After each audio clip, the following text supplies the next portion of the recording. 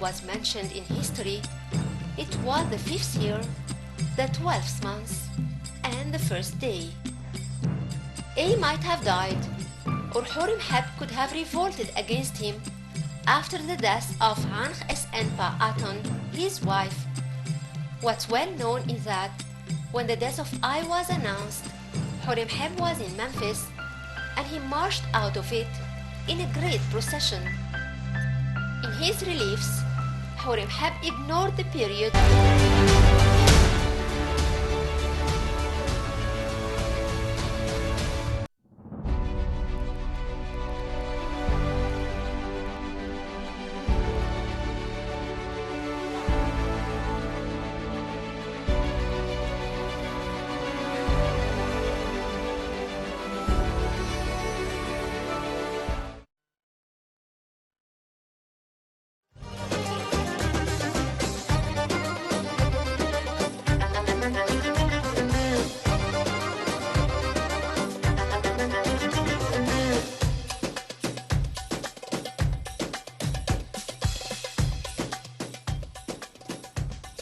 Welcome back.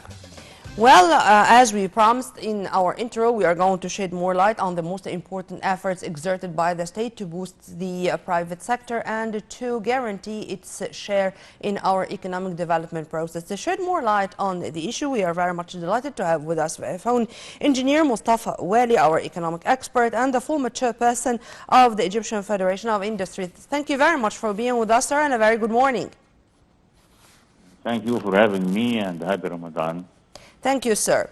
Sir, President Abdel Fattah al-Sisi addressed the nation just after taking oath on Tuesday and yesterday when he attended the Egyptian family iftar. And in both speeches, he renewed the promise or the commitment of the state to boost the private sector and to try all the time to increase its share in our economic development process. How do you see the stress or the keenness of the president to mention that in his speeches in less than 3 days between this speech and the other one which took place on Saturday? Yeah. First of all, when taking the oath, the president actually was keen. It was very evident that he is keen to confirm that we are heading sincerely and with full power ahead for establishing or completing our mission as a nation, as people, that to have a real new republic, in the sense that it will be tangling and it will be containing, it will be reflecting all the essence of a modern society to the best in every possible and in every needed aspect of life, of the Egyptian people's life, in a very tough situation. But thank God, I have a feeling, and a lot may share me this, that the toughest has gone, and then we are in the wake of the tough times. Then let's look for the future optimistic and with full power, with full trust in ourselves as nation and as people to carry on this mission, because this looks even, the whole situation, as a lot of similar cases in the Egyptian history and also maybe the world history when it comes to societies passing tough times or the world passing tough times and then recap and then starting again. And because of that, sir, the president was keen yesterday to speak about the national dialogue, and particularly when it comes to economy or industry here, there were committees specialized in that, taking into consideration all the surroundings and hardships or the difficult period of time, as you've kindly mentioned that. And he said that being transparent and being open to the people, letting them know the situation as is going to benefit us all. And whenever the people are knowing what's going on, they are going to support the decisions of the government because they know that this is the right path. How do you see this, and how do you see the will of the president to continue with asking the national dialogue to continue with more dialogues, with more talks for the best interest of us?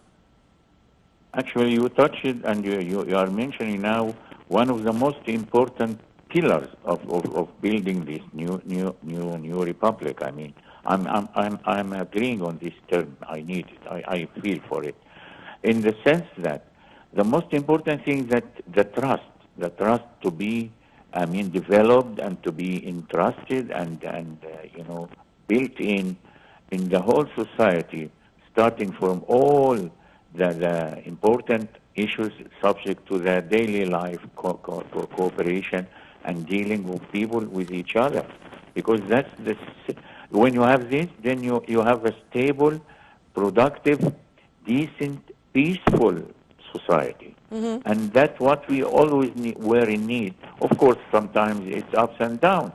But when the president is highlighting this and giving it the most important, I mean, he's giving this importance in mentioning the tasks of the new terms for this government, for this term, and what's the tasks needed, then he puts this as an essential. I agree 100%.